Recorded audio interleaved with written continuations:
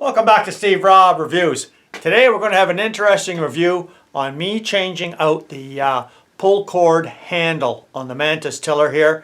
For all of you that have a Mantis tiller, you're going to know why. But generally, for everybody else, if you're thinking about changing the just the pull cord handle itself, well, you can pretty much stop going to the store and buying handles or anything else. I've got a better alternative that I've been using, and it's worked out great. It's lightweight and it's low cost. So let's take a look right here.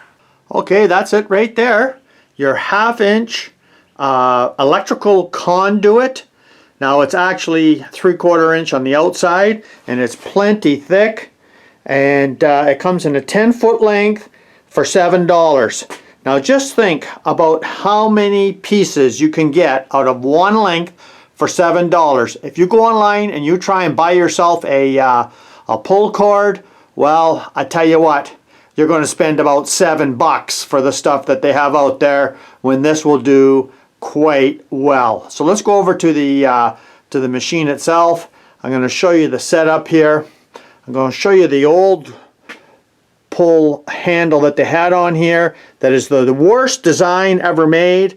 The reason why I got to change this out, well, I'm going to show you my hand and you can see why you got to change this out, because this is the worst design that I've ever seen before, especially if you got to pull the handle more than 3 times, because yeah, I'm going to show you what's going on there.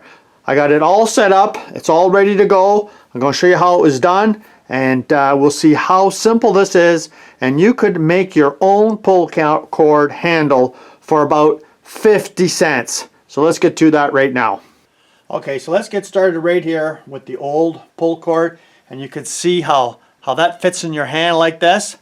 Well, it's actually far too small for anybody's hand, and I'll show you what it does to your finger. You see on the inside right there? Yeah, if you've got one of these Mantis tillers, that's what it does, because as you pull the cord more than about maybe 1/2 times, like I replaced the carb on this, and I'll tell you what, this is a piece of junk. I should have got rid of this years ago, but when it was starting good, you only had to pull it a couple of times, it's fine. But if you have to pull it quite a bit, if you have to diagnose an engine problem, well, you take this, chuck it right in the garbage. So I'll show you what the resolve is. The first thing is, you pull the cord out and you just make yourself a little bit of a slip knot here so it doesn't retract back in.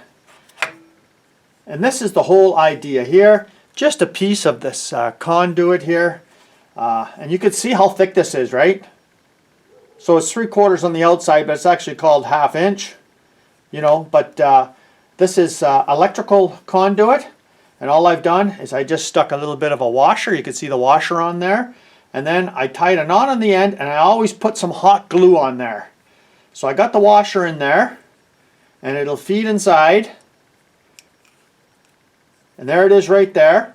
And all I have to do is just pull on the slip knot, and that's it right there. Now when I grab a hold of this, you could see that you have no problem grabbing a hold of this anymore.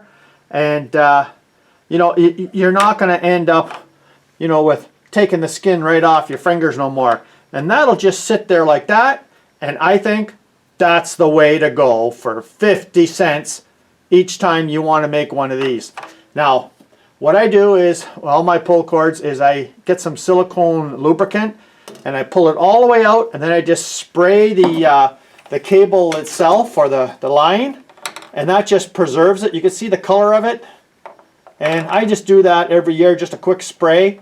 A lot of people in the past said to use wax or something, but I tell you what, that builds up on the inside, and I don't like using that. Where I find just the silicone spray works the best. And this machine's well over 20 years old, the same pull cord. So I mean, if you just spray the pull cord with some silicone lubricant spray, well, it does wonders. Okay, this is a little bit of an update on a previous video that I did about these drive-on ramps. The ramps work fantastic, and you could see, if you just take a look there, you see them 3 pads, okay? And they had 3 pads right here. The first time I used the ramps, as you drive up, it'll just shift the the location of the ramps just a bit, well, all of them three things just fell right off. So when I did the oil change on my Ford, I put the plugs back on. This time when I drove on the ramps, well, it just shredded them to pieces. So yeah, the ramps work fine, but the purpose of these small little rubber feet here, you know, when you're getting on the ramp, it's fine, but up here, it just shreds them right off and they're a complete waste of time. And that would indicate to me that the supplier and the retailer, well, they're not in sync, because nobody ever tried these ramps, or they would have known that these things all fall off. On both of these ramps, yeah, them feet just fell right off. They're completely useless. The ramps are fine. They don't seem to affect the use of the ramp at all, but that's just an update on how somebody, you know, different manufacturers and retailers, these are sold from all different brands all over the world. Well, the whole idea of these 3 feet are look good when you buy them, but they're absolutely, well, they're crap. So now as for this machine right here, well, I tell you what, I'm going to give you a little bit of an update on that too. Okay, for all of you that have followed the channel, you know that I replaced the carburetor on this, and I'll tell you something, it started first pull. But you know what, when I went to actually use it, well, I had to adjust the high-speed screw.